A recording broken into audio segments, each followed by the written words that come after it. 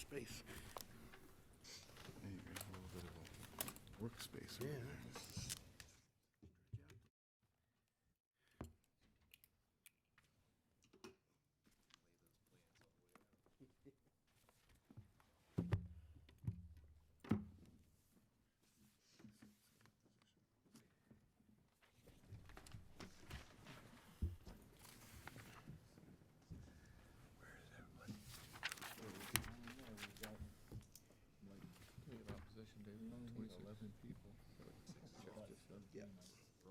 Yeah, opposition.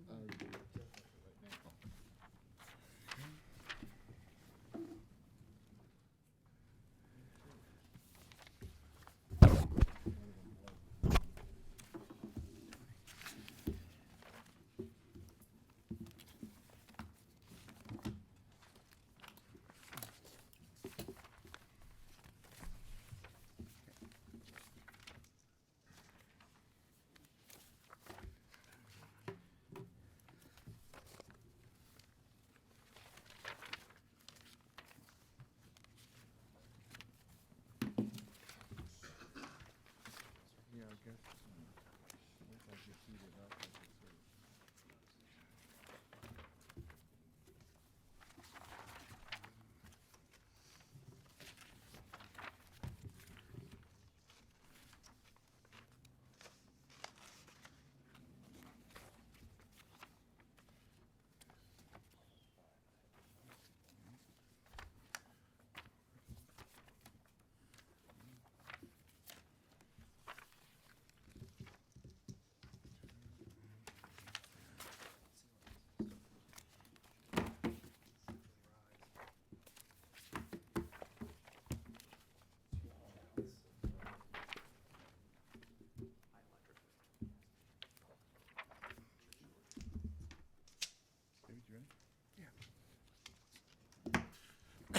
Okay, we're going to come to order. Good afternoon and welcome to the March the 22nd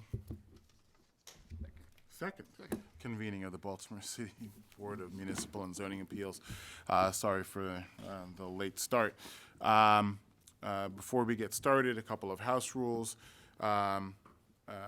If you have a cell phone, a pager, or anything else that makes any sort of electronically generated sound, plays a ringtone, something like that, we ask at a minimum that you please turn that to a vibrate-only position. The reason for that rule is pretty simple.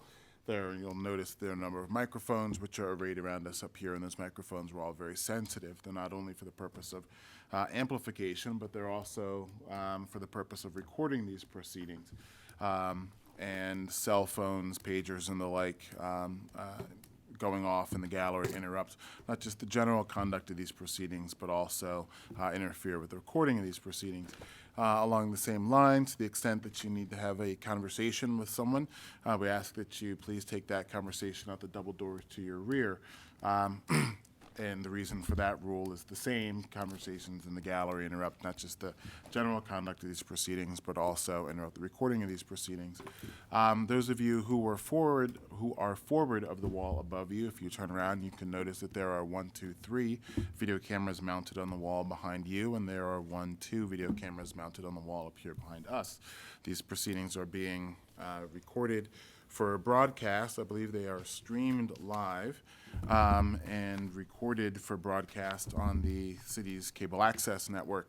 So cell phones, pagers, conversations, and like interrupt that process as well. One note I will make, you'll notice that there are 3 board members up here today. Those of you who regularly appear before us, or those of you who watch on television, may know that there are ordinarily 5 of us who are here. 2 are away due to professional obligations.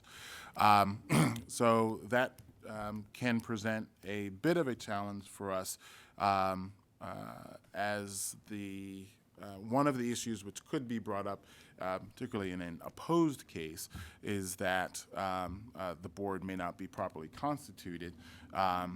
The bigger issue is that if your case is not a consent case, which we'll get to in a minute, you will need a unanimous vote of the board as opposed to ordinarily 4 out of the 5 that you would need to prevail. So if you so choose, you may opt to either go forward. If the case is a contested case, that has to be both sides agree to go forward today. Or you may postpone, and if you'd like to postpone, you can just let either Mr. Baumgartner or Mr. Henry down there know, and we'll figure out another date to get you on the schedule. We will be voting at the end of the day, and you're certainly more than welcome to sit around and enjoy a civics lesson. But another thing I will point out about today is that we have 2 dockets today. Our second docket begins shortly after 5 o'clock, there or thereabouts anyway. And so we will be voting after we conclude with those cases. So you're looking at probably sometime around 6 o'clock. If you would rather go off and enjoy the rest of your day and you have other things that you have to do with your time, that's certainly understandable. And you can call into the zoning board office in the morning and find out how we've ruled on your case. If you take out pen and paper, I can give you the number for the zoning board office, and I'll read this number out a couple of times so that you'll have an opportunity to take this down. The number for the zoning board office is 410-396-4301. That number again is 410-396-4301. You will, however, need to wait until you receive the formal written outcome of your case. That should be forthcoming in about 3 to 4 weeks before you are able to get your permits. I certainly ask that you not build in the city of Baltimore without first obtaining proper permits and authorizations. If you're not already done so, if you're here in opposition to any case, we ask that you please sign in on our sign-in sheet, which is being held up by Mr. Baumgartner. The reason for our sign-in sheet is kind of simple. We need to know who's here and who needs to receive those aforementioned written notices I just talked about. Additionally, if your case gets postponed, we need to know who you are and how to contact you to let you know when the case will be going forward. So for those reasons, if you're here in opposition to any case, please make sure that you have signed in on the signing sheet. The procedure for when the cases are called, when the case is read off, the appellant will come forward and stand to our left or your right. The opposition, if any, will stand to our right or your left. Once everyone is up here, we'll get you sworn in. We'll first begin with the applicant, who'll be given the opportunity to tell us what is being proposed, present any documents and testimony that they would like to offer in support of their positions, respond to any questions raised by the board, and generally present their side of things. Once they've concluded, we'll then turn to the opposition, if any, who'll be given the opportunity to present their testimony and documents or any witnesses and explain to us what their position is. Once the opposition is concluded, we'll return back to the applicant, who'll be given the opportunity to respond to any points brought up by the opposition and to offer a closing statement. We won't be going back and forth, unnecessarily delaying things and keeping folks here any longer than they need to be. We will generally be calling the cases in the order in which they appear on our docket. Once we first dispense with some preliminary issues. First, we do have a number of cases which are being postponed, and these cases will not be going forward. One of those cases actually has, I think, 1 or 2 people who signed in opposition, so you'll need to listen up to see if your case has been postponed. 2015-502, 910 Poplar Grove Street. That case has been postponed. 2016-31, 642 Melvin Drive.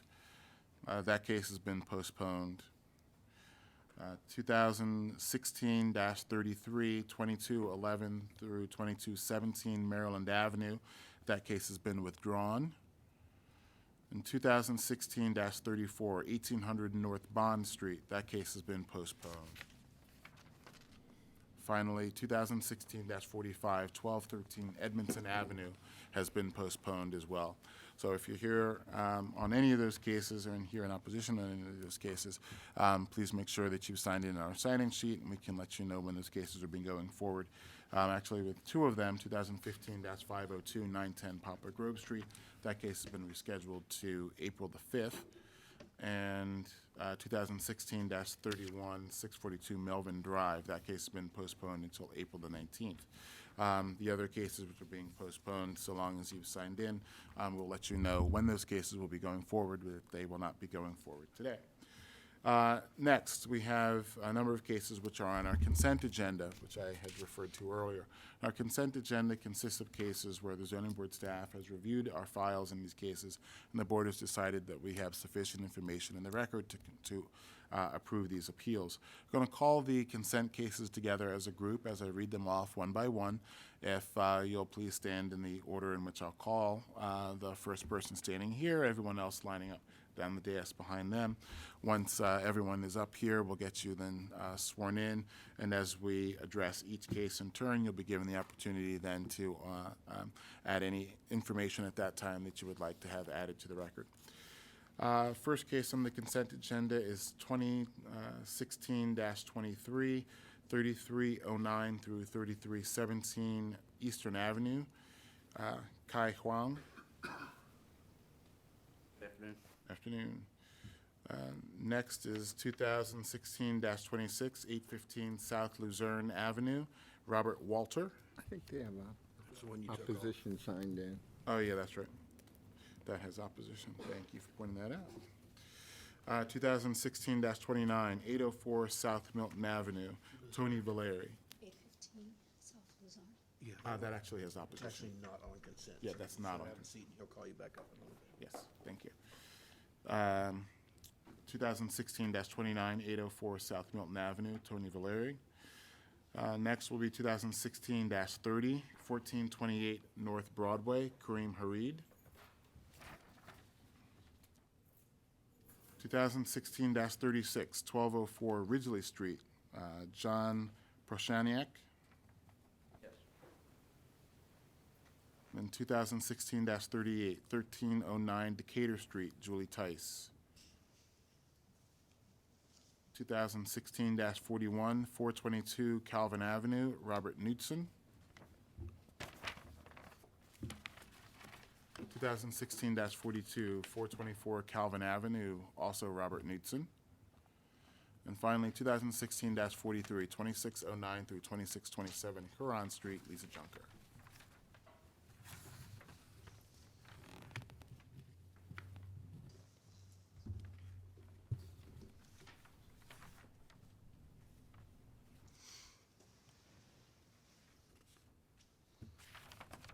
All right, I think that's everyone.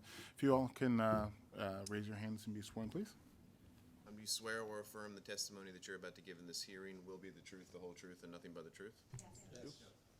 Okay, first case on the consent agenda is 2016-23, 3309 through 3317 Kai Huang. Nothing further to add. Afternoon, you are, sir?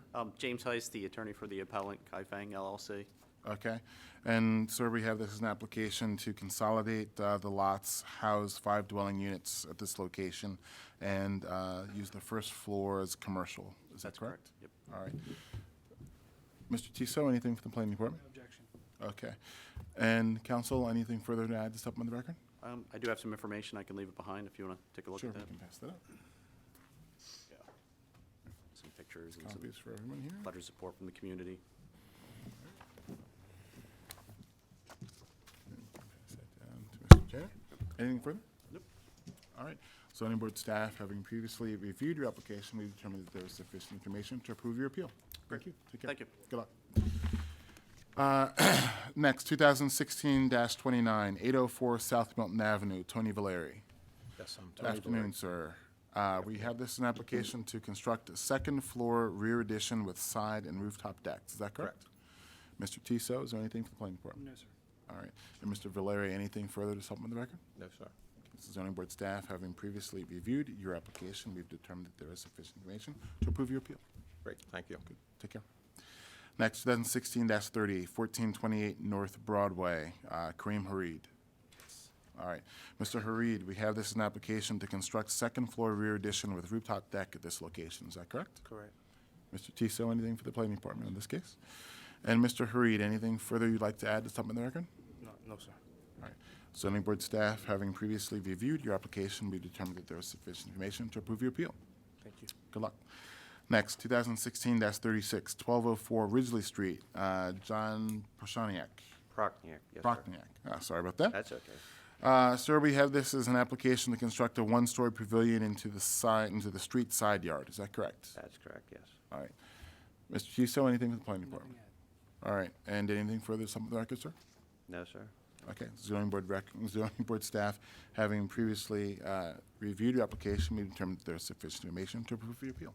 All right, thanks for your time. Thank you. Take care. Good luck. Next is 2016-38, 1309 Decatur Street, Julie Tice. Hello. Afternoon, Ms. Tice. We have this as an application to construct second floor rear addition and rooftop deck at this location. Is that correct? That's correct. All right. Mr. Tiso, anything from the planning department? No, sir. All right. And Ms. Tice, anything further? Nope. All right. Zoning board staff, having previously reviewed your application, we determined that there is sufficient information to approve your appeal. Thank you very much. Good luck. Next, 2016-41, 422 Calvin Avenue, Robert Knudsen. No, I'm Craig Hawks. We're partners with Okay. H&K Homes. All right. And Mr. Hawks, we have this as an application to construct a two-story, single-family, semi-detached dwelling at this location. That is correct. All right. And Mr. Tiso, anything with the planning department? All right. And Mr. Hawks, anything further you would like to add to supplement the record? No, not right now. All right. Zoning board staff, having previously reviewed your application, we determined that there is sufficient information to approve your appeal. All right. And you have another one here for 2016-42, 424 Calvin Avenue. And you're still Mr. Hawks. Yes. We have this an application to construct a two-story, single-family, semi-detached dwelling at this location. Is that correct? That is correct. All right. And Mr. Tiso for the planning department? All right. And Mr. Hawks, anything further? No. Okay. Zoning board staff, having previously reviewed your application, we determined that there is sufficient information to approve your appeal. Thank you. Good luck. Have a good day. And 2016-43, 2609 through 2627 Huron Street, Lise Junker. Aye. Mr. Chair, for the record, I recuse myself from this case. Okay, so noted. And Ms. Junker, we have this as an application to consolidate the lots, subdivide, and construct 9 two-story, single-family attached dwellings at this location. Is that correct? That's correct. All right. And Mr. Tiso, anything for the planning department? Yes, sir. Since the time of our report, the planning commission has approved the subdivision, so you're the last action in this case. Good to know. Can I ask a question? Of course, you always may. If you've recused yourself, there's now 2 sitting board members, and I have a consent agenda action item. Is it still legally binding? Yes, it would be. Okay. If you had opposition, you would have a problem. I do not like problems. If it would make you feel more comfortable, we can postpone your case for another couple of weeks, and then we can put you back on the We were consent agenda. fine, but I just wanted to make sure that there wasn't any administrative issues. Nope. Okay, Is that it? that's all. Okay. Zoning board staff, having previously reviewed your application, we determined there's sufficient information to approve your appeal. Thank you very much. Take care. Good luck. All right. Next, we're going to address the remainder of our docket, and those will include cases where opposition is signed in. And frequently, we found that opposition is the result of either a lack of communication or miscommunication between the parties. And it can be useful to offer the parties an opportunity to have a discussion amongst themselves, for the applicant to share whatever information the opposition may be seeking, for the opposition to raise any questions that they may have, and for the parties to enter into a resolution amongst themselves of whatever the issues are that are between them. Obviously, if 2 opposing sides on a dispute approach the board and ask the board to resolve that dispute, one of those 2 sides is bound to go away from that encounter disappointed, and this is your opportunity to avoid that unhappy fate. I'm going to read off the cases where opposition is signed in and ask you just to stand where you are. We'll ask if there's been any discussion between the parties and whether the parties would like to either have a discussion or continue their discussions before their case is called. You can either take that offer or you don't have to, though we certainly do encourage and appreciate it. First case where opposition is signed in is 2015-519, 633 Portland Street. And Ms. Giroux is, I guess, is outside. She did ask to talk to me. I did talk to her. She threatened me when I did that, threatened to have me thrown out of here, so no, we did not reach a resolution. Okay. You can continue to talk or try to talk, or you can just wait. I don't It's wanna be yours. threatened, and it doesn't seem to me like that's how this process is supposed to work. Okay.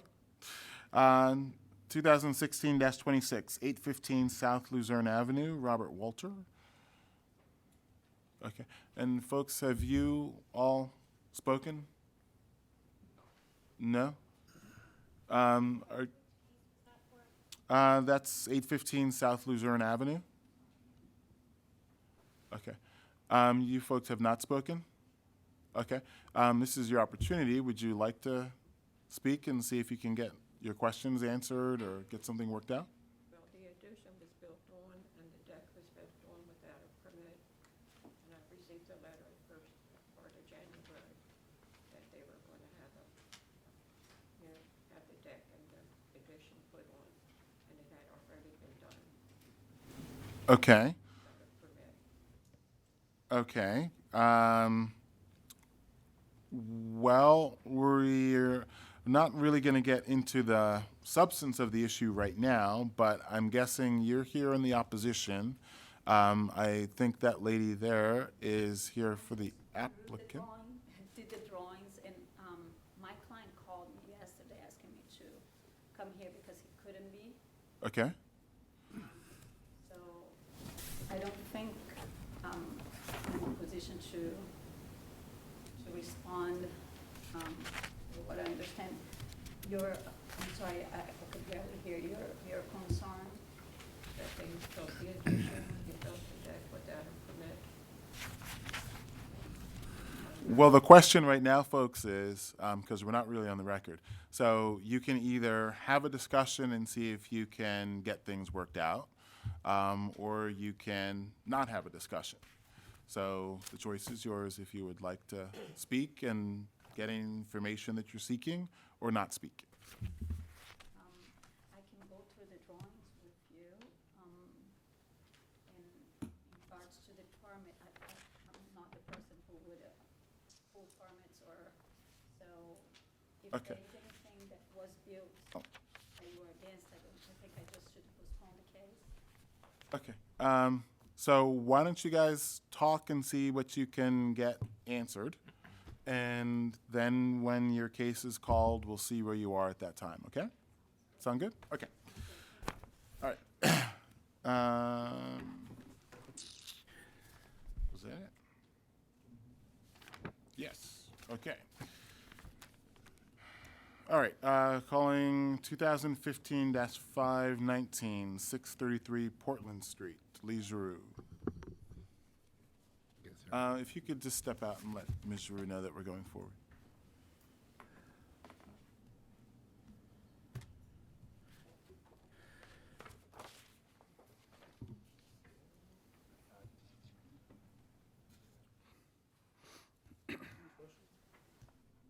Not right now, actually.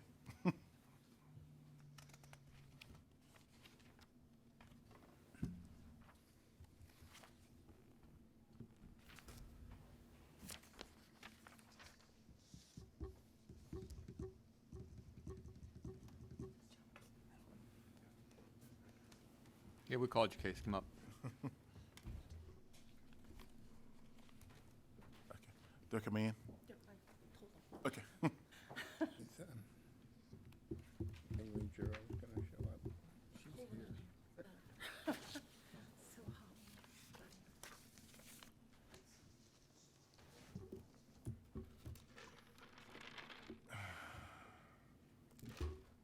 Okay. Ma'am, if you can have a seat, we're going to just skip to the next one. All right. 2016-24, 6200 Wallace Avenue, Kevin Birch.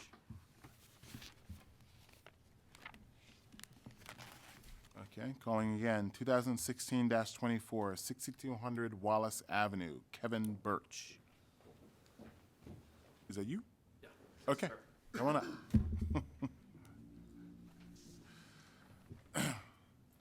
All right, Mr. Birch. Yes. Okay, we have this as an application to construct a one-story corner side/rear addition at this location. Is that correct? Yes. All right. If you both can raise your hands and be sworn, please, gentlemen. Do you swear or affirm the testimony that you're about to give in this hearing will be the truth, the whole truth, and nothing but the truth? Yes. All right. And do we have staff reports? I have nothing. Nope. Mr. Tisa? All right.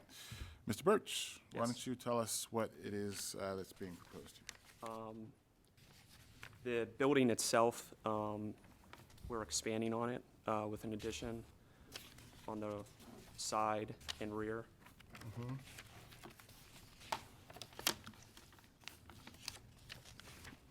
In the red shaded area.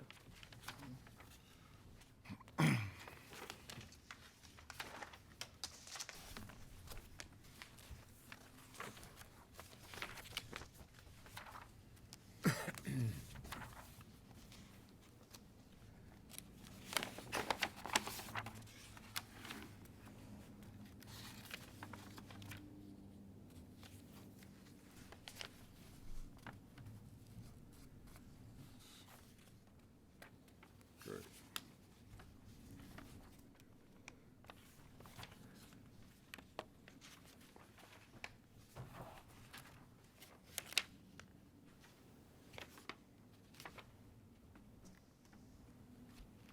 All right. And looks like it's this corner lot that's right here. Yes, sir. Okay. And the purpose of the addition is for, Expanded living space. At a swimming pool. and sir, what's your name? My name is Sam Pluter, I'm the builder. Okay. Sam. Pluter, P-L-E-E-T-E-R.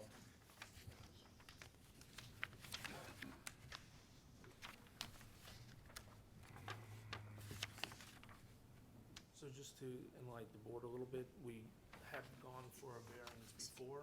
You need to speak into the microphone. I'm sir. sorry. We have gone for a variance before, which was given to us, granted to us. However, we didn't calculate exactly the right sizes, and that's why we're just asking to expand on that original variance.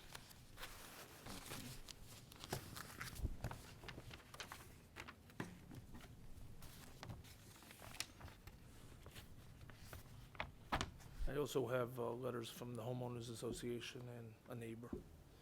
Great. We can pass those up.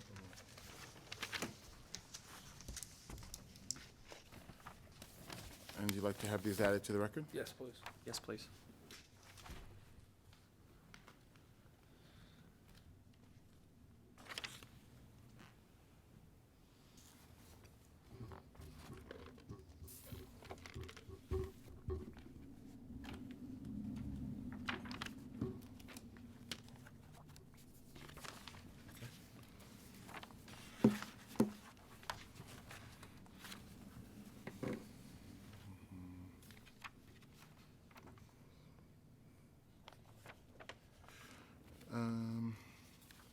Trying to get oriented here with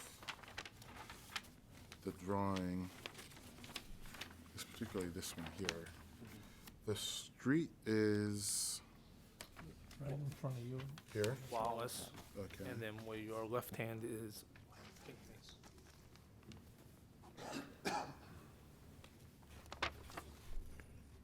Thank you.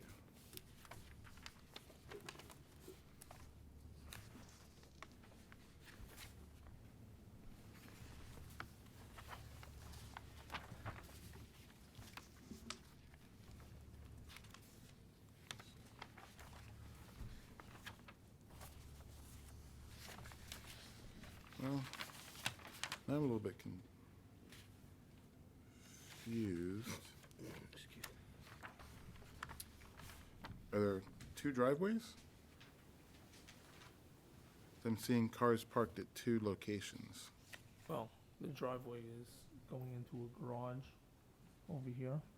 Here? That's street. Okay. So you have a Wallace. driveway, you have off of Wallace, you have a garage that we just put in. Okay. And you have side, which is where the trash is picked up. And if the wife comes in, she could go to the kitchen easier. Okay.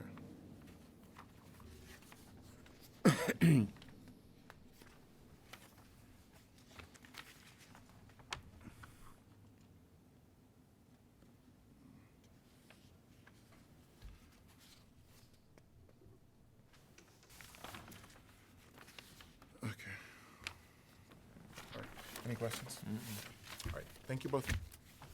Thank you.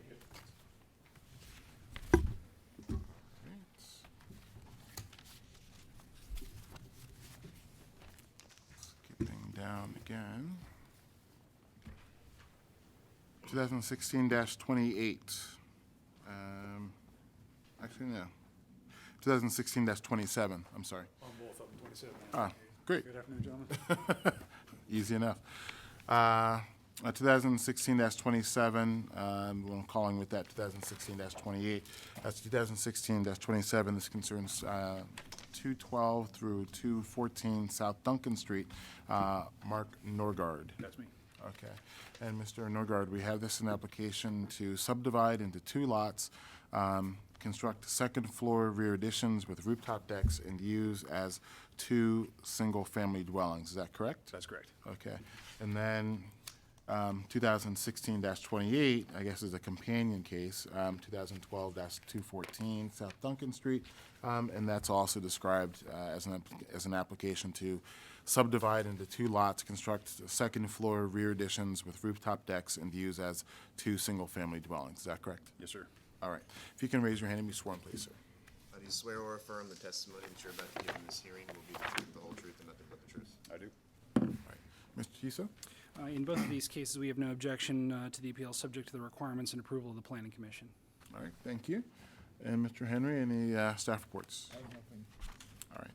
Mr. Norgard, why don't you, I guess, first of all, do you agree with the condition offered by the planning department? Yes. Okay, and why don't you tell us what it is you're proposing? We've got what was formerly 2 units. Got the previous owner, rather, put it back into 1 for tax purposes. We're just trying to take that existing building, split it back into 2. There's a party wall running throughout the entire length of the thing as it stands right now.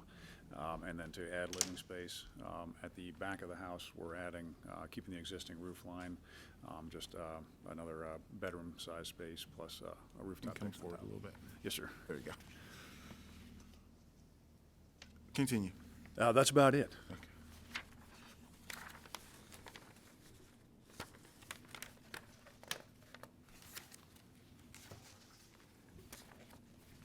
Yeah, it's a beauty, right? Saw that front picture go by.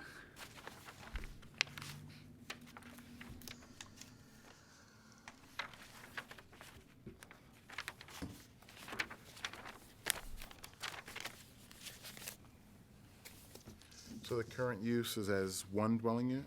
That's correct. The previous owner was using it as an apartment. So we've got 2 garage fronts, as you saw in that beautiful front picture there. So we're going to be taking out that common stairway, leaving the existing party wall.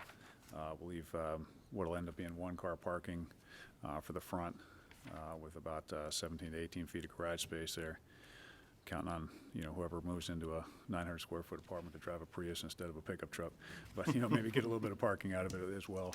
And then second floor addition on the back. And that drawing you got there has got the access to the rooftop deck. And I actually live 2115 Pratt Street, directly above it on the block plat here. So our view, along with a couple of the neighbors there on Pratt, would be most directly affected by this thing getting, picked up by a developer and going up a 3rd floor. So part of our interest is self-preservation of our view on Pratt Street there, keeping it right at second floor height. Okay. Would you like this to be part of the record? Sure. We have that if you want to keep it. Okay, yeah, that's just the block off your own website. Hey, thank you.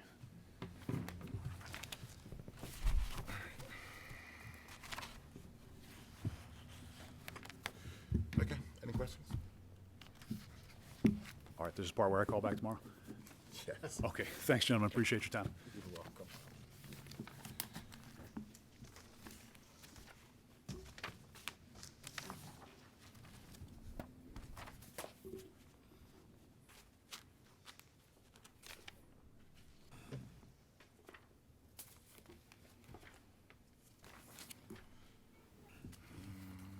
This is right here, so right there. We only have an hour to go.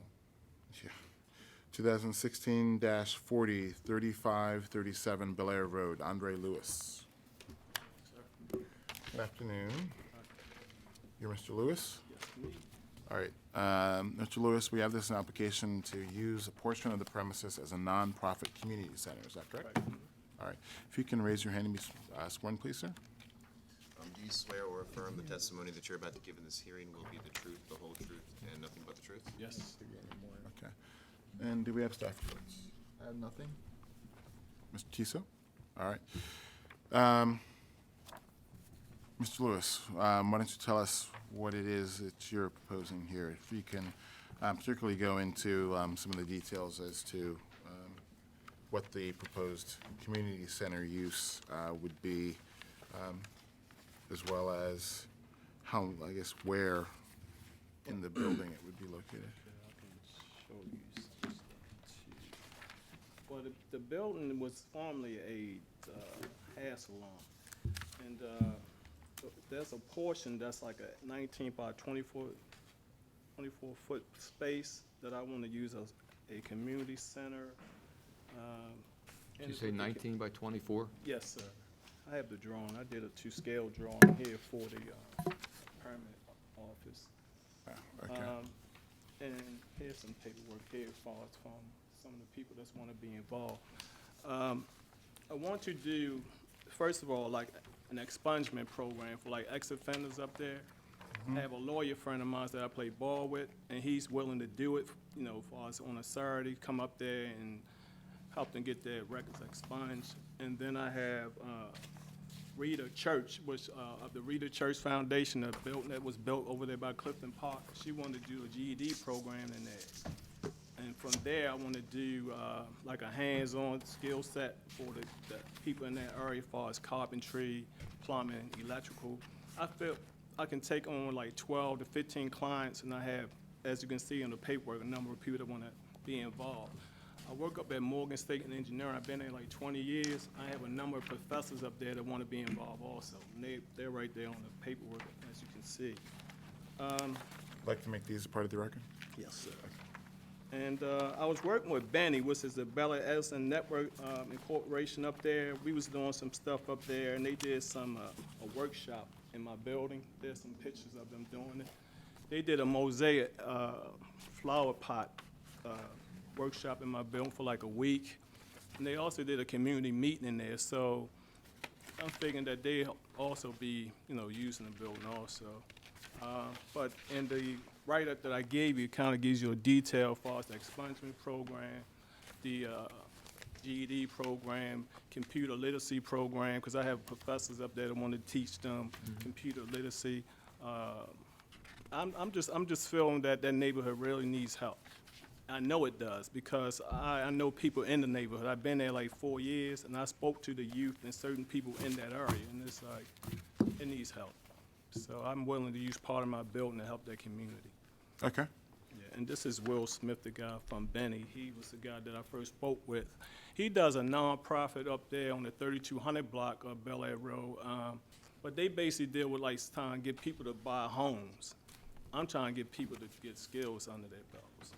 So I know he's a nonprofit, and when I spoke with him, he was trying to get me to do a for-profit. I said, no, I don't want to do a for-profit. I want to do a nonprofit, you know, get donations, and whoever I can get to help me, I'm bringing them in to help, and I have a whole list of people that's already willing to help. We have these photos, so I'll give these back to you. You want to keep these? It's up No, to you. we have We them. have Okay. You gave them to us before. Okay. That's basically what's going on. Okay. So it's just that one area on Yeah, the the first 18 floor? by, you see the outreach area? Yeah. Yes, sir. So that's the only portion of the building that? That's the only portion far as the outreach. I do plan on eventually, I have a large garage, like a 30 by 20. That's where I probably will have them come in and do like the walls, the stubbing and stuff like that to learn how to do sheet rock. But once they gotta be taught in the outreach area first, what a saw is, how to measure, how to, all the different tools that's necessary for them to be able to have that skill. Then I have them build like the walls in my garage. And I really wanna show them plumbing, anything they got a feel for, if I can help, if they wanna help themselves, I'm there to help them. For the ones that wanna do something with their lives. Okay. Okay, and from what I can see in the aerial picture here, it doesn't look like, well, I can't tell, actually. When you start with my building, which is between Pelham and Kentucky, it's all commercial. Across the street is commercial. 3 blocks going south is like commercial.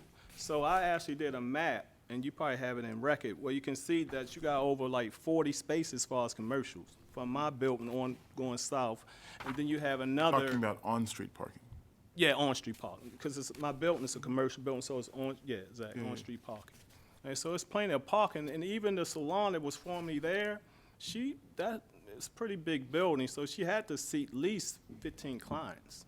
So I'm talking about doing like an average of 12, 15 clients with like maybe 5 people in there helping me. So I would be using less parking, as far as from a community center standpoint.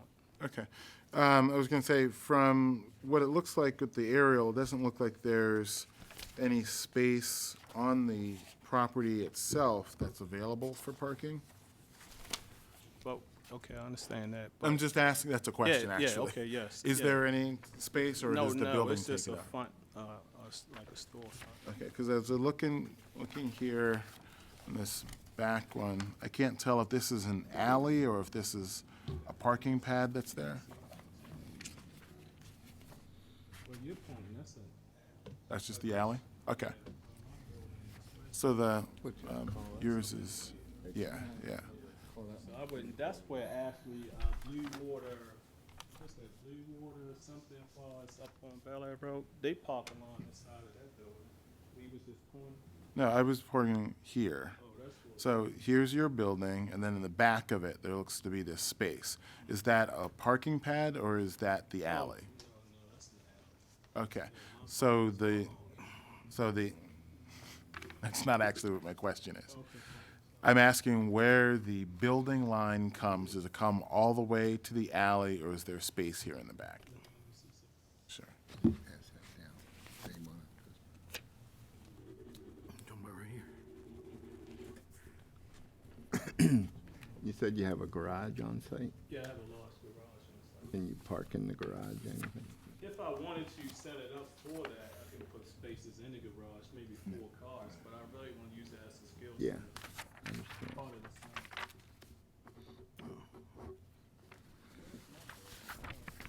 Yours is where the arrow is. Okay, see how it comes back here? You get all the way back here. So it comes in here, and then there's this space here in the back. So, Is that where the garage doors are, where that space is? I'm assuming they are. I know I have a large garage, part of my building. okay. Does the garage front on the alley? I mean, are the garage doors on the alley? Yes, if you come around the side, it's 2 double doors right there. That's good. Once you come Okay. down the alley. Okay, and so are those is that garage, is it operable? Can you get cars in there? But I would have, I can, but I can if I want to put like 3 or 4 cars in there. He'd rather use it for his workshop. For the skill center. Gotcha. Because, Okay. what, can I? Yes, yeah, please. Why wouldn't I be able to do the same thing that the former owner was doing because she had her beauty salon? I'm not getting into that. I'm just trying to Okay, get I understand. questions There's as plenty of to. parking along the commercial front. Okay. Gotcha, I But gotcha. just so that you know, we can't really consider the availability of on-street parking. The question really becomes whether or not there's an ability to park on-site or not. And then if there's not, is there some kind of a need for, is there some sort of a reason why you can't park on-site? And you already answered that, so you answered my question. Thank you Okay, very okay. much. All right, are there any questions? Okay, thank you. Take care. Good luck. All right. Calling 2016-26, 815 South Luzerne.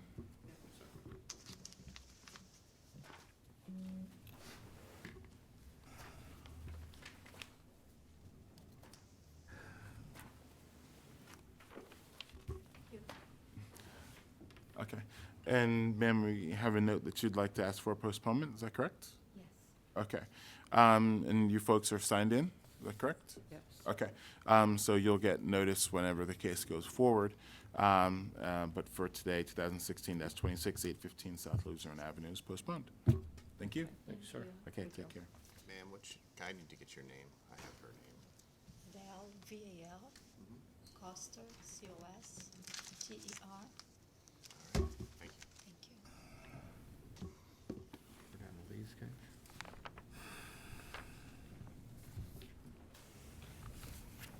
Ms. Giroux, is she?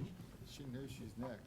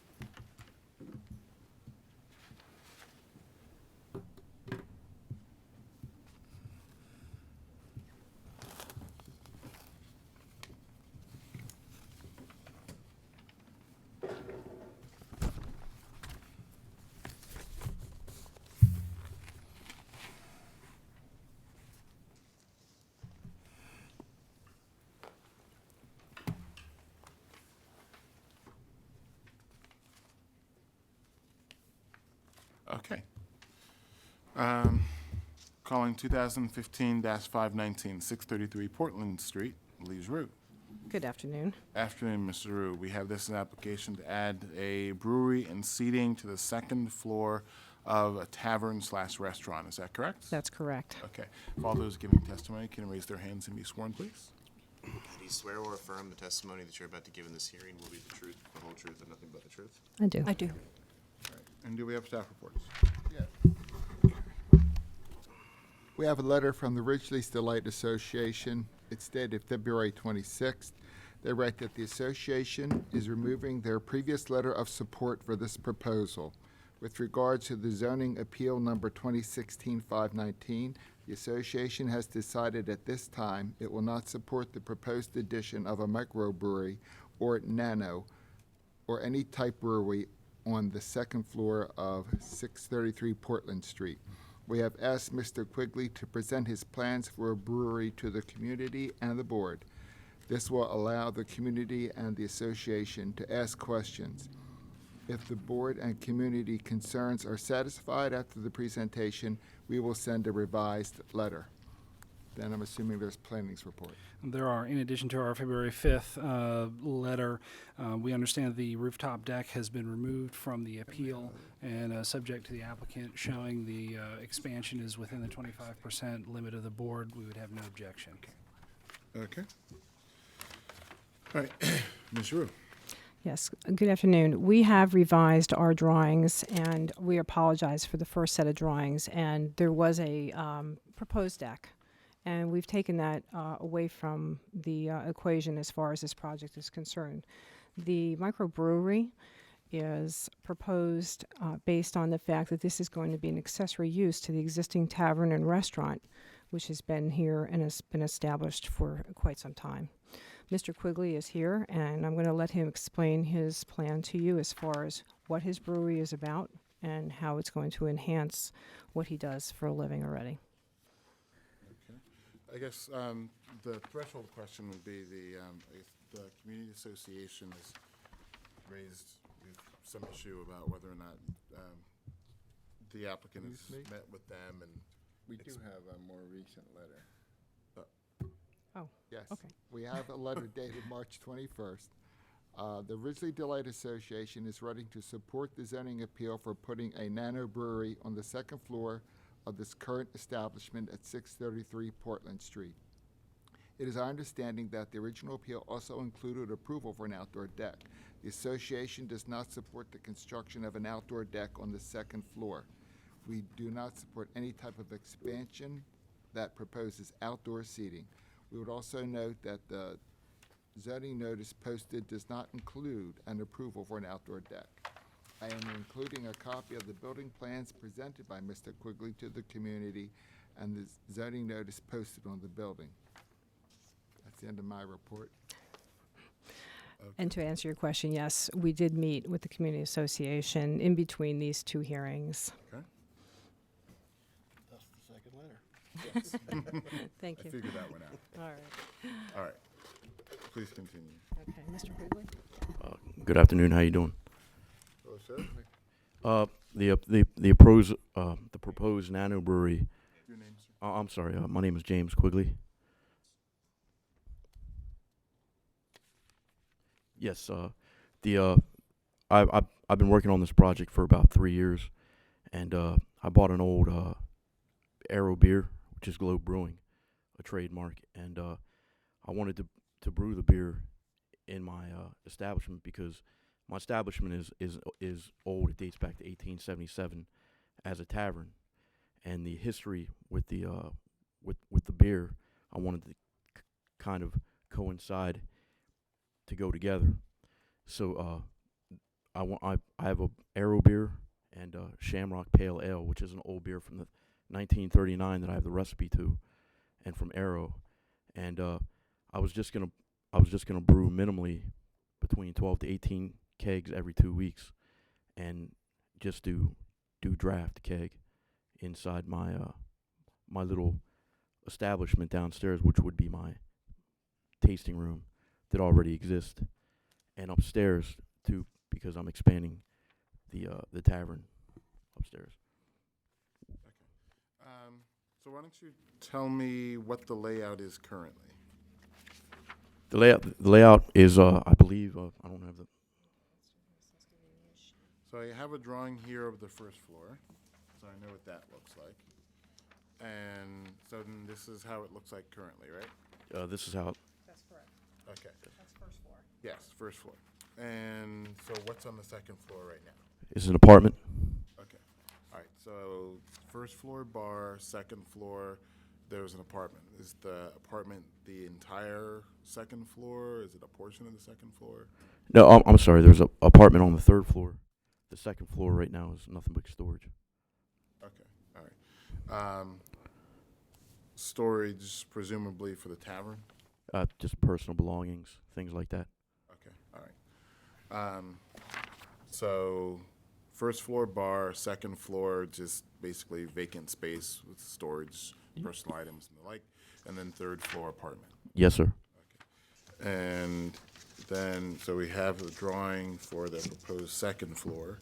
Now, you said that you have another drawing. Is that the same as this one, or is it different? Yes, sir. No. Is it the same, or is it different? It's the same. It's the same. Essentially, it's the same. We do have some revisions.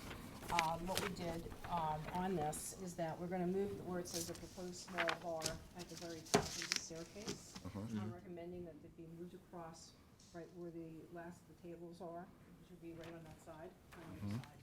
And basically, there's the line that goes down in between, right where that bar goes. Here? That center line, yes. And that forward, where the tables are, that will be the space for expansion. The Okay. barrels for the brewing, which are in a 10 by 12 space to the right, to your left, to my right, and. This right here or this right there? Right, those three barrels would be for the actual manufacturing producing. We do, because of fire code, and my suggestion would be to leave those away, because if there's ever a fire or something else that happens and occurs, we would need to make sure that all the people are able to get down that staircase without that being too close. So we're not including that in our expansion, we're only including that as the manufacturing portion. And we're using that powder room also.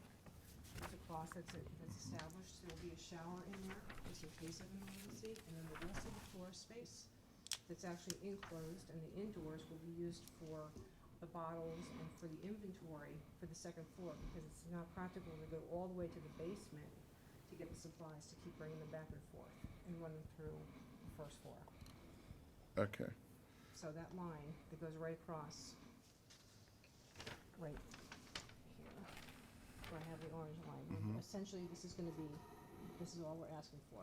Okay. This is gonna be separate, just like in case, from 2014, from case number 2014-545, which was Brett Fuller's case, and he was also approved for a microbrewery. His address for that case was 737 Carroll Street. He was able to get a 33% expansion with this variance board 2 years ago. And we're assuming, we didn't check, but we're assuming that the expansion of the 33% was based on the fact that he also had the manufacturing component, obviously, in his building. But it's not usable floor space. I don't think they got a permit. Let me check. Mr. Tisa?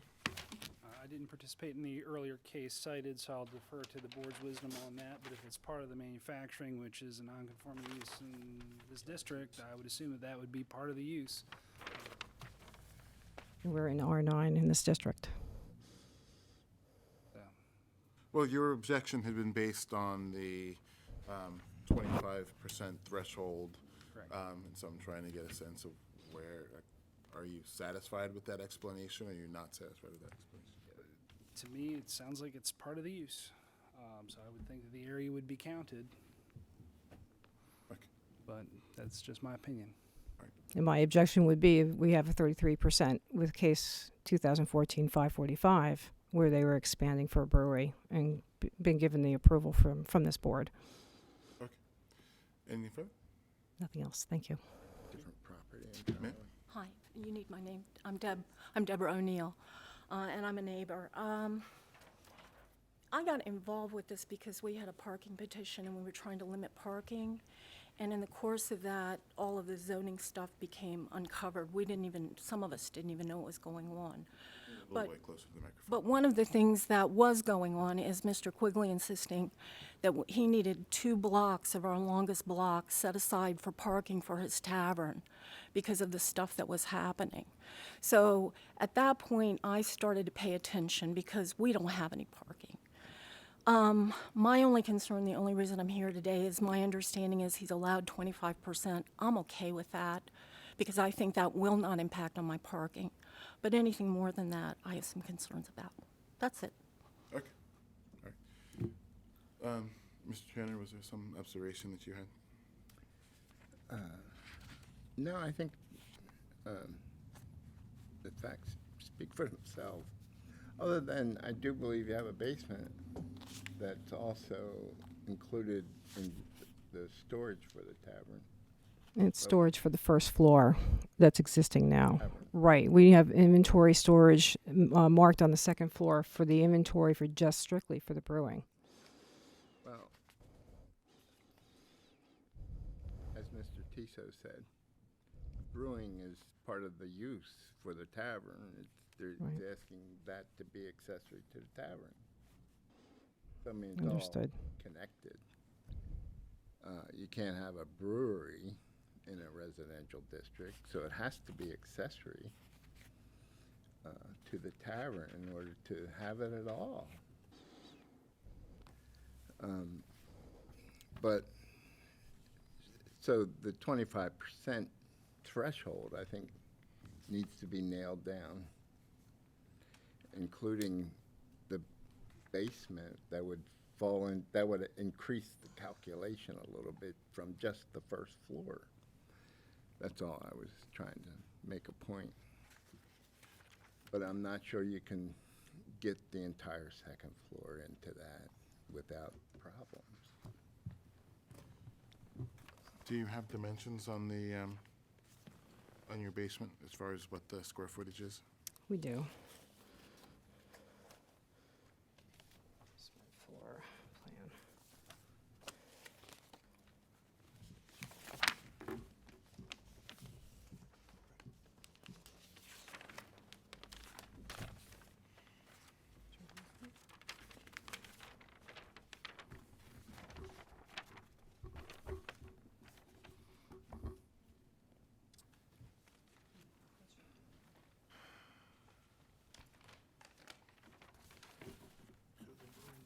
does not remain here.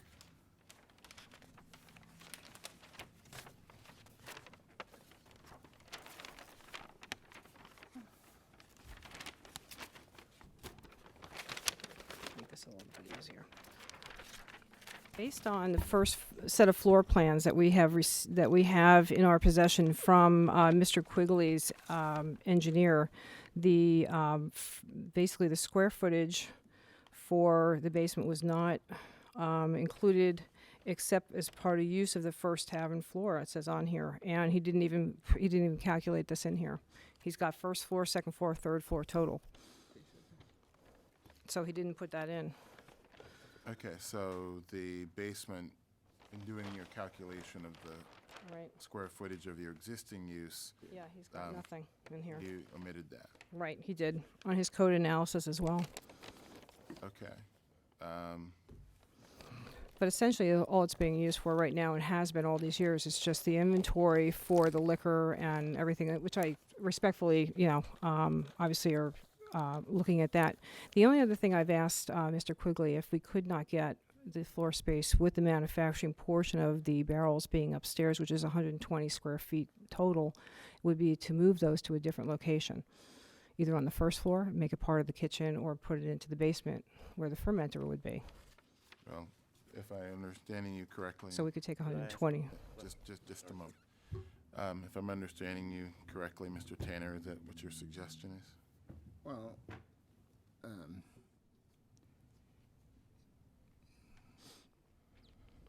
if that's feasible, I don't know if that's feasible, but in order to utilize Put everything downstairs in the basement. portion of the second floor, they have to figure out what the current total square footage is, and then add 25% to that, and that would be the maximum that they would be allowed to have. And they would have to redesign the second floor to accommodate that maximum. Okay. And that was going to be my next point, is that without knowing the square footage that's in the basement, Right. I'm not sure we know what precisely is the amount of the square footage which may be expanded. Okay. All right. So I think that's some necessary Essential. information that we Okay. need at this point, which, do we have that or do we not have We that? do not have that, and I don't want to make I don't want to have any errors and, have any bad information. So we'd like to maybe postpone and come back with a corrected set of drawings Okay. that would reflect that. And I appreciate the additional information. And what it strikes me as is that if there's, really what it comes down to here, I think, what it comes down to here are a couple of things. First is what is the total amount of the square footage that you're looking to expand, and that's going to require knowing what the square footage is of not just the first floor, but also the basement as that's part of the current use. And then from that, as Mr. Tanner suggested, we figure out what the 25% is, and then we do our calculation on the second floor. But then secondly, that also gives you the ability to look at the practicality of if you're able to use that basement portion as part of your fermenting operation, because if you are, that may alleviate a lot of the other problems, and then you'd be able to expand with your tables and such on the second floor. Right. And then you're sort of done with much of the problems here. Okay. All right. Great. All right. So 2015-519 will be postponed. Thank you very much. Thanks. Thank you all. Thank you, David. We can. I don't know if they'll be ready. Did somebody turn the lights on? Phil must have leaned again. Off the record? That's all right, we got a half an hour. Take care. Good luck. Have a nice day. Good luck. Thank you. All right. Well, geez, nobody's here, so. contrary to what we said before, why don't we just go ahead and vote? I don't really have anything to talk about. Again, for the mikvah. I'm a yes as to both.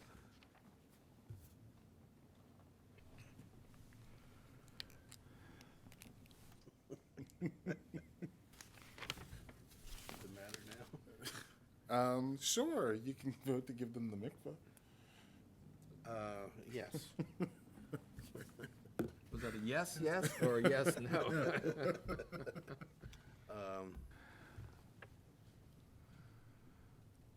I mean, I'll say yes to both, Okay. doing so knowing that it doesn't matter. Yes. 2016-26, 815 South Luzerne Avenue is postponed. 2016-27, 2212 through 214 South Duncan Street, and 2016-28, 212 through 214 South Duncan Street. I'm a yes as to both. Yes. 2000. Oh, I'm just kidding, yes. 16-29, 804 South Milton Avenue is by consent. 2016-30, 1428 North Broadway is by consent. 2016-31, 642 Melvin Drive is postponed. 2016-33, 2211 through 2217 Maryland Avenue is withdrawn. 2016-34, 1800 North Bronx Street is postponed. 2016-36, 1204 Ridgely Street is by consent. 2016-38, 1309 Decatur Street is by consent. 2016-40, 3537 Belair Road, I'm a yes. Yes. Yes. 2016-41, 422 Calvin Avenue is by consent. 2016-42, 424 Calvin Avenue is by consent. 2016-43, 2609 through 2627 Huron Street is by consent. And 216-45, 1213 Evanston Avenue is postponed. 20 minutes. Yes. Okay, then.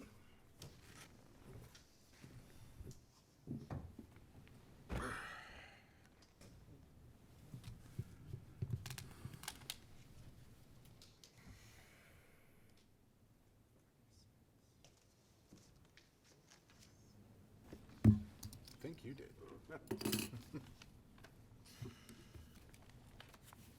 Alrighty, yeah. That's different.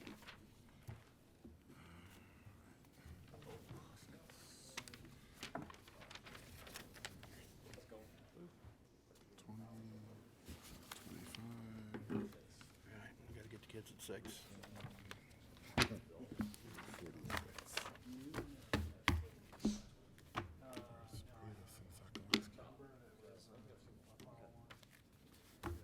Okay.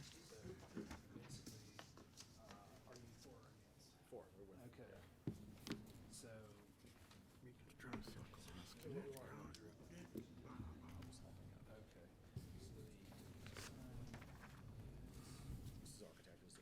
good to see you again. Good to see you. So, how is this not a conversion? Well, you can talk about that to them. Sure. That's not my business.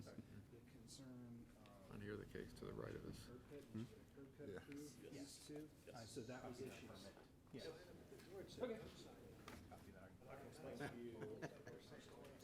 That's fine.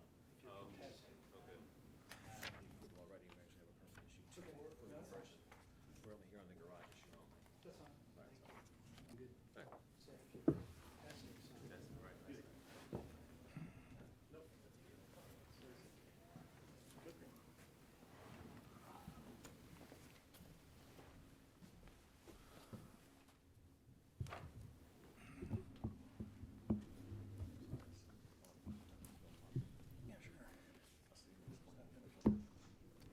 Okay, good afternoon.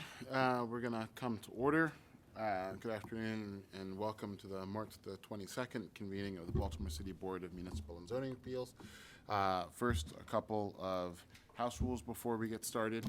If you have a pager, a cell phone, anything that makes any kind of electronically generated audible sound, anything that plays a ringtone and the like, we ask that you please, at a minimum, turn that to a vibrate only, if not off position. Similarly, if you need to have a conversation with someone, we ask that you take that conversation out the double doors to your rear. The reason for those rules is pretty straightforward. There are a number of microphones which are arrayed around us up here, and those microphones are all very sensitive. The microphones are not only for the purpose of amplification, but also for the purpose of recording these proceedings.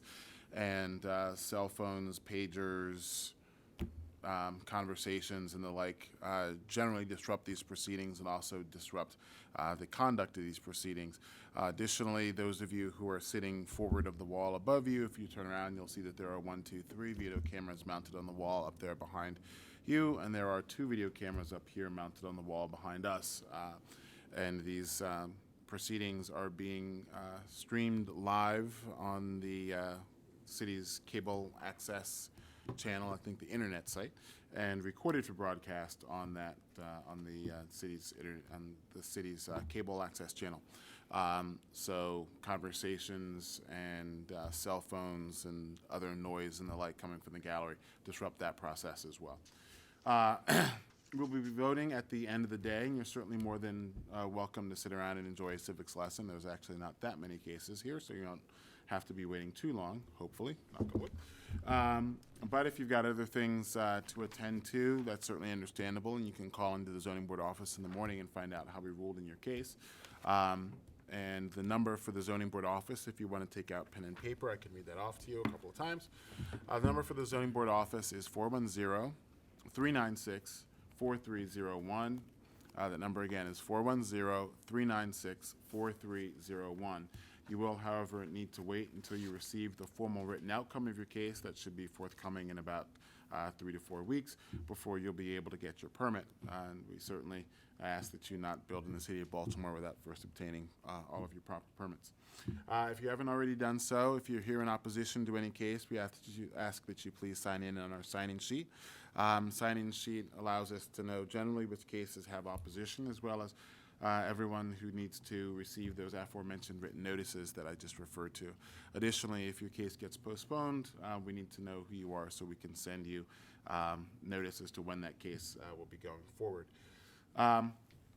The procedure for when the cases are called, if you're the appellant, you'll come forward and you'll stand to my left or your right. The opposition, if any, will stand to our right or your left. Once you're up here, we'll get you sworn in, and we'll first start off with the applicant, who'll be given the opportunity to explain to the board what it is that they're proposing, present any documents and testimony that they would like to offer in support of their case, and to respond to any questions which may be brought up by the board.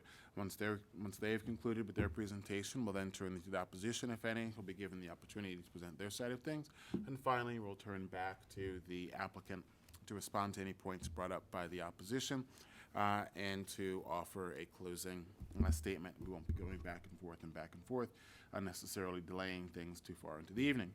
We'll generally be calling the cases in the order in which they appear on the docket after we first address some preliminary matters. We have no cases which are being postponed, at least not at this point, and so we'll go on to our consent agenda, and these are cases where the zoning board staff has reviewed these files and the board has determined that we have sufficient information to approve these appeals on the record that we have in front of us. I'm going to call all the consent cases together as a group. So if you can just stay in the order in which you're called. Once everyone is up here, we'll get you all sworn in, and you'll be given the opportunity at that time to offer any supplements you would like to have added to the record. First case on the consent agenda is 2016-20. That's 411 Warren Avenue, Stephen Rosenthal. Next case will be 2016-25, 1007 through 1009 South Charles Street, Robert Gisriel. This lady. So the first person is going to line up here, and everyone else is going to line up down there. And then finally, 2016-46, 909 South Decker Street, Brian Blackman. They'll probably be back. Sorry, car keys. Somebody left their keys. Okay. I'm not sure. Do we have those left over from the first? Ah. All right. If anyone's missing a set of car keys, you can check with us, but they may have been left by someone else. All right. If you all can raise your hands and be sworn, please. Do you swear or affirm the testimony that you're about to give in this hearing will be the truth, the whole truth, and nothing but the truth? Yes. Okay. Calling first 2016-20, 411 Warren Avenue, Stephen Rosenthal. All right. You're Mr. Rosenthal? Yes. All right. Mr. Rosenthal, we have this as an application to construct and expand rear garage with rooftop deck at this location. Is that correct? Yes. All right. Do we have any staff reports? I have nothing. All right. We did get an email from the neighbor saying he reviewed the plans and has no objection. Great. Mr. Tissot, anything with the planning department? All right. And Mr. Rosenthal, was there anything further you would like to have added to the record? I don't think so. Okay. Zoning board staff, having previously reviewed your application, we determined that there is sufficient information to approve your appeal. Good luck. Take Thank care. you. Next, 2016-25, 1007 through 1009 South Charles Street, Robert Gisreal. Yes, I'm Rich Poland in for the, as the owner's representative. Okay. Mr. Poland, we have this as an application to consolidate the lots, construct additions, and use for 10 dwelling units with retail parking. Is that correct? Well, and retail with parking. I'm sorry. Yes. Okay. And Mr. Tissot for the planning department? We have no objection. All right. And Mr. Poland, was there anything further you would like to have added to the record? This matter was reviewed and approved by BMZA in 2007, and the project was shelved for economic reasons, marketing reasons, and we're trying to revive it. Okay. So this team that's put together for this project has 4 other successful similar projects in the neighborhood. All have have had CHAP approval. All have had the 10-year tax credits approved. And I guess there's nothing much more to add other than this should be a successful one. And the neighborhood association has given a letter of support. Federal Historic Main Street has given a letter of support. And the property owner has had discussion with neighbors on both sides and even one adjacent beyond that. Okay. We have that in the record? Okay. Anything further? I have some support documents if you want to, if you don't already have them. Pictures of those other projects, or if not necessary, I'll keep the copies. Did you care to have anything for your record? I think we should be fine. Okay, thank you. All right. Zoning board staff, having previously reviewed your application, we determined that there is sufficient information to approve your appeal. Good luck. And 2016-46, 909 South Decker Street, Brian Blackman. Yes, sir. Afternoon, sir. Afternoon. We have this as an application to construct a 2-story rear addition and new 3rd floor with rear and rooftop decks at this location. Is that correct? It is correct. All right. Mr. Tissot, anything with the planning department? All right. And Mr. Blackman, anything further? No, sir. Right. Zoning board staff, having previously reviewed your application, we've determined there is sufficient information to approve your appeal. Thank you. Good luck. Take care. Okay, thank you. Have a good day. Should I collect anything for today's proceedings? You'll get no. a written decision in the mail. Okay. Yeah. All right, thank you. Yep. That's it. First case, and we don't have any opposition signed in, correct? No. Correct. Okay. So I'll skip that part and just jump into it. 2015-236, 1000 South Elwood Avenue, Ian Sokolowski. Good afternoon. Afternoon, sir. I note Good Mr. afternoon. Williams. Justin Williams, Rosenberg Martin Greenberg, here on behalf of the applicant. To my right is Ian Sokolowski. That's right. Architect. And Frank Harvey, representative of the owner of the property, developer. Okay. And Mr. Williams, we have this as an application to use as 4 dwelling units and construct 4-car garage with rooftop deck. Is that correct? That is correct. That application was submitted in early 2015. Since that time, we've gained approval from the zoning office to do the conversion, so we're only here on the issue of the garage that we're proposing on the rear of the property. Correct. So only be a variance in that issue. Okay. If you can, all those giving testimony, if you can raise your hands and be sworn, please. Do you swear or affirm the testimony that you're about to give in this hearing will be the truth, the whole truth, and nothing but the truth? I do. Okay. And do we have staff reports? Just an amendment to our November recommendation. In a prior hearing, we had two principal concerns, one of which was over the conversion, which has been addressed by the zoning office, and the second was for the curb cut, which they have since received approval from DOT. So with that, we have no remaining objection. Okay. All right, Mr. Williams. The architect explained the reason we need the variance, reason we're able to get the variance. This is, the proposed garage is a four-car garage intended for the, each of the units in the other building on the property there. Going to be four apartment units. The garage, of course, we understand is larger than what the code currently permits for an accessory garage there. Access will be provided both from Dillon Street, and there is an easement at the rear of the property that provide access for the two rear spaces. And this proposed garage will be physically separated, no connection to the existing building that's on the property.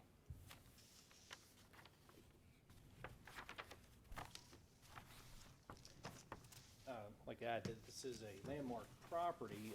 CHAP has reviewed and given us a concept approval on the building pending some minor changes in design and material choices and so forth. We'll continue to work with them on that.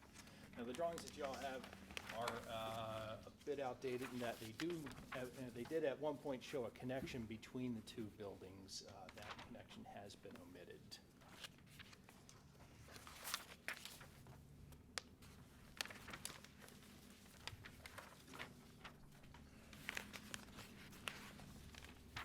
Right, only what was a church is the existing one. While the garage, of course, is not existing, that is not a landmark in and of itself. The property is landmarked.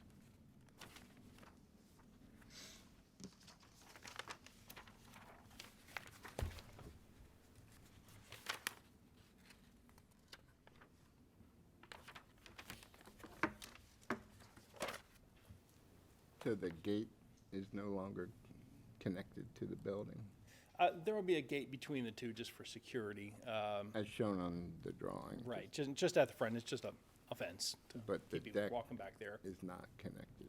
Right.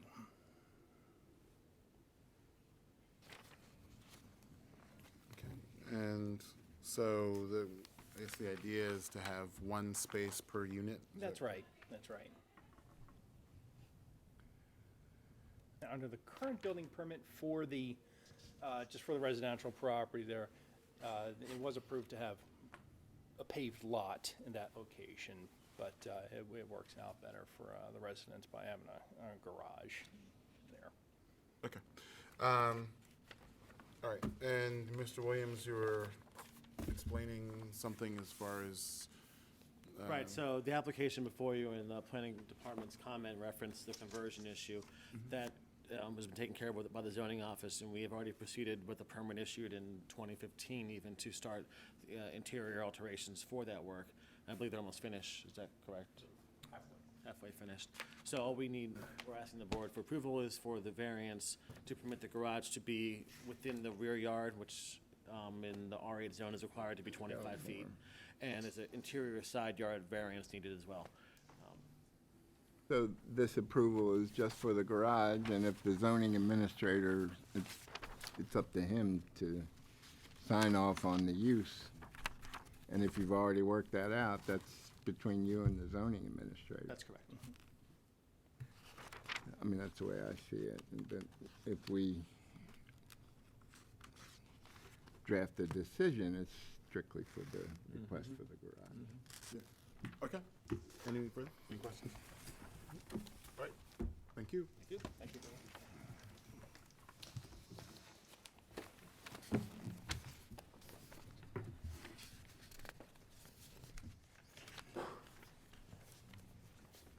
All right, 2016-37, 1115 through 1121 South Charles Street. Peter Priebus.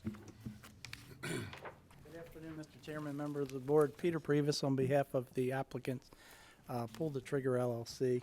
James DePino, one of the principals, is with me here today. Afternoon, Council. Mr.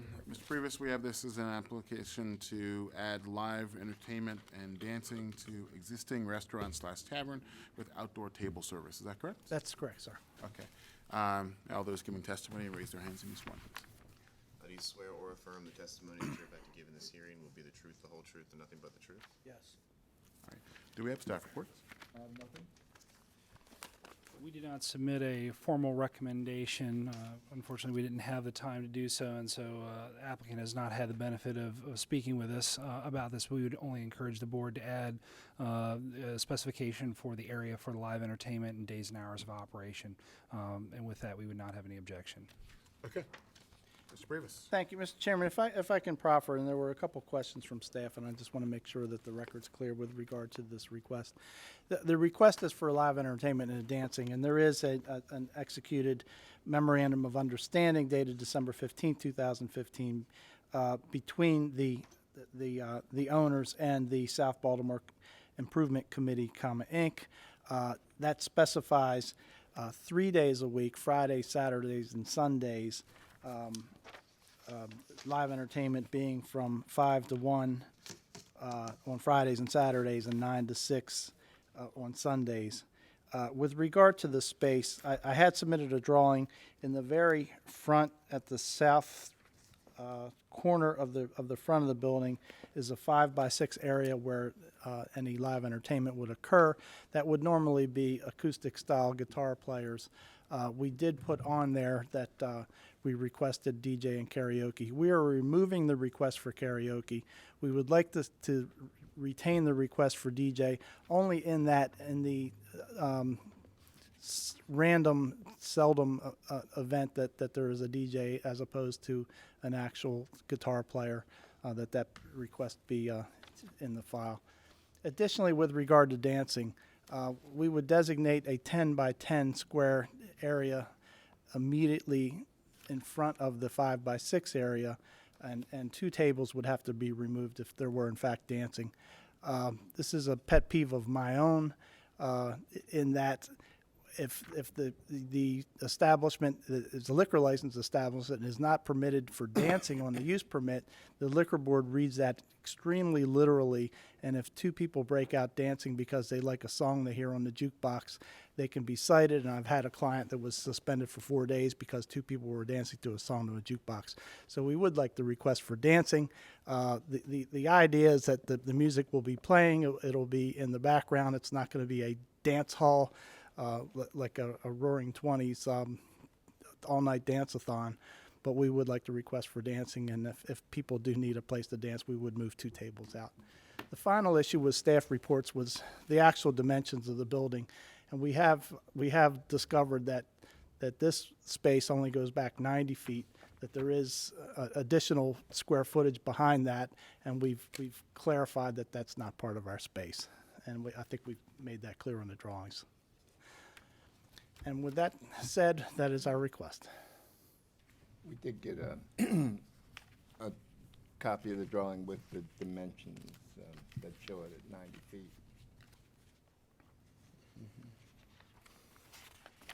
This is the old Muley's Bakery property, historically, and I'm not sure I got the Roaring Twenties reference, but I'll go with it. what was that movie? They shoot horses, don't they? Maybe it's more of a 30s thing. All right, and just looking at your floor plan here, being somewhat familiar with the establishment. You've got the stage located here at the front, and then there's a It's outdoor like a table glass service wall area, right. or a demisable wall that's there. Is that going to be open while acts are playing, or is that going to be closed? It's probably going to be open. The actual recorded music will be no louder than any live music that's playing, and we don't anticipate from prior experience that the actual guitar player playing would be any louder than the music. If it were to become a problem, then we would certainly agree to close it, but we don't foresee that as being an issue. The type of music that's being played is not it's not heavy metal that's going to blow the doors off of the neighborhood. It's going to be guitar players, and honestly, their amplifiers are lower than the music and the level of the voices in the premises.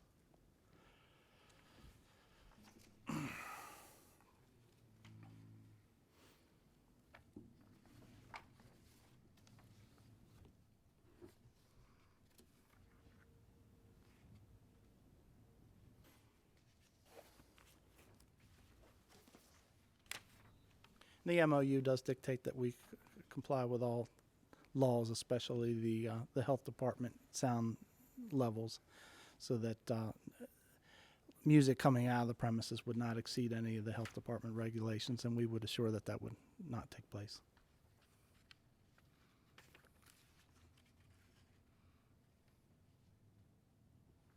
Just look into it just a moment. Sure.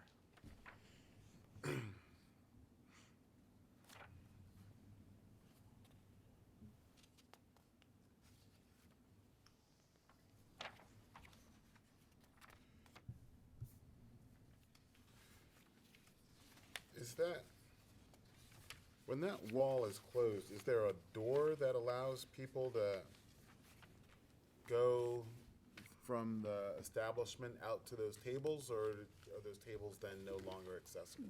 They're no longer accessible unless you hop the railing. That's right?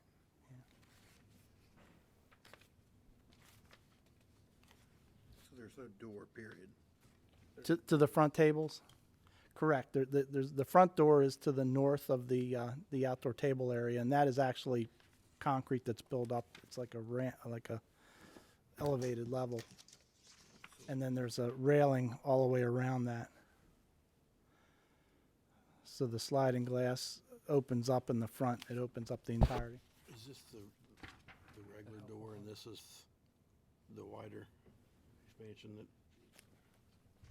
No, this is the space.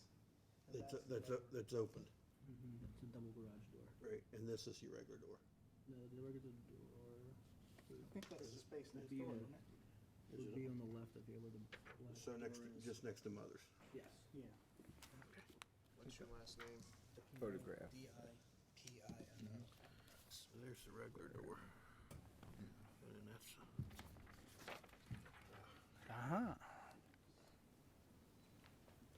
And just for the recording purposes, I've handed the board a Google Maps street view on one side and a pictometry aerial image on the other. although that piece of fence right there could theoretically be taken down to give.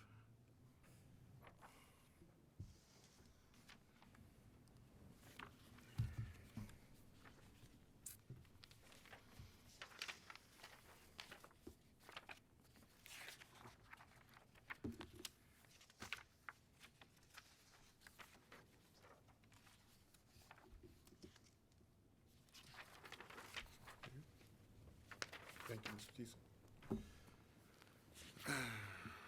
Okay.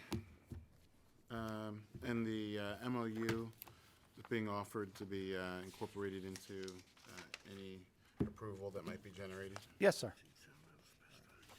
Anything further? Questions? Nope. Not from us. All right. Thank you, John. Thank you very much. Thank you. Appreciate it. I'm just surprised that they didn't address the door. So we're gonna go off the record. Yeah, I mean, that's what I thought, is that they're, I'm thinking of the one. I know the area well. But, the way that it's set up is that really the entire front of that bar is glass. Yeah. And they keep it open pretty much all the time. Now during the winter it's closed because it's cold, although even sometimes then they've had it open before. So, and they've got the live entertainment set up there right in the front. I just see this as being a problem. Yeah, but the decibel level, I mean, I don't care where they put it, I mean, they're still subject to the decibel level. They are, Yeah. although the thing that we know about that is it just creates a enforcement issue. Right. And I know that that can be problematic. I mean, what I want to avoid is creating a problem. I mean, I understand what what they're probably looking for is to be able to leverage the entertainment and the sound of it spilling out into the street to drive people to come there. And I can see that as being something that's going to then set up other operators in the area are going to see that as a competitive advantage. I know that you guys, a lot of times, your normal conditions, I thought, included prohibitions on, the doors and windows had to be closed and that kind of stuff. Yeah, unfortunately, we didn't have enough time to prepare this one, and normally we apply that, especially for the outdoor seating portion. Yeah. So that's inside. Yeah. So I wasn't aware of the opening wall piece. Yeah. I mean, for better or for worse, if you apply any specific conditions that are not later adhered to as a conditional use, that could be revocable as an enforcement action. Yes. Not being an expert, but we have understood that the enforcement of sound levels is difficult off hours. Yes. From a staff And that's perspective. what I was getting at. So it's a valid concern insofar as I'm aware. Yeah. Any So, I mean- difference in the fact that this is a B2 versus residential? No. Little different. Because, and, that stretch there is pretty heavily commercial, although there are a couple of residences that are located further down. I mean, you need to, before you get residences, I think you need to go down to, like, past here, and. The last case we just heard was gonna put residences down the block. Well, yes. I mean, I'm just seeing it as it's going to be sort of a race to the bottom, because I know that there are others that are operating there who operate under the conditions that we put on them before, as far as, doors, windows have to be closed, blah, blah, blah, blah. We've got this bar that's got basically entire front open. People are going to say, well, I want that because, well, they have it, so why can't I have it? I don't see it any different. I'm agreeing with you. I don't see that as any different as Mother's saying they wanted to put a DJ on the deck Yes. on the side during football Well, I season think, or whatever. I hear what you're saying, but I think we're making an assumption that, we're saying because the city has limited resources to enforce the laws, therefore we should limit people to what they want to do with an assumption that they're going to break the law. No, I see it as really being consistent with what we've done in the past with these before, that there are normally conditions that apply to live entertainment where Just did it a month doors, ago. windows, things like that all have to be closed. Well, I'm okay if we condition it that the doors that the windows have to be closed, except for normal egress and Yeah. egress and egress. Yeah, I think Yeah. that's what we're. Yeah, and I'm Yeah. okay with that. Yeah. And I'm just saying that here, the issue is that the entire front of the bar is a removable wall that they normally have down. So what I had in mind was basically requiring that to be up and in place. Now, they're going to be upset because it means that an outdoor table service, is going to have to be cut off because they're not going to use, it's not going to be accessible anymore unless they either A, redesign it somehow, or B, bring waitstaff out in the street and serve over the rail, which actually isn't all that cute, but still, it's a bit of a pain. Well, that one end, that end rail could be cut Take- off yes. and give them access through the front door. Although, I mean, full disclosure, I sat there recently, and it's all like actually, no, I wasn't there. I was at Mother's. That was a few months ago. But it's the same kind of setup where the tables or whatever that are set up there, they've got one that's right there in that corner, so it's really not accessible. Like, it's elevated, and they've got tables that are all set up along there, so you can't just like step up there and then you're sort of have access there. It's pretty tight space. It sounds like we're all in the same I place think as we're- far as yeah. asking to keep the door closed. Yes. Well, the Their- wall Their closed. choice to. Yes. I'll have to figure it out. All right. Ready? All right. 2015-236, 1000 South Elwood Avenue. I'm a yes. Yes. Yes. And that's as revised to be limited just to the construction of the garage. 2016-20, 411 Warren Avenue is by consent. 2016-25, 1007-1009 South Charles Street was by consent. 2016-37, 1115 through 1121 South Charles Street. I'm a yes with the condition that, actually, you know what? I'm a yes with the planning department standard conditions for live entertainment and outdoor table service, which is, we have Yeah. those in the record, right? That's a good way to do it. Yeah, good. And 2016-46, 909 South Decker Street was by consent. How are they gonna know that we specified that? How are they gonna know that we specified that? Because it's one of the things that all doors and windows have to be closed. That's part of the standard conditions that we It'll be specified like in the actual Yeah. comments, all of it, decibel Level. no ignore it. Yeah. And that's approved. Well, see, it makes it easier to enforce at that Yes, point, it because does. if the thing is, if it's not there, then, okay, you don't need to get somebody with a sound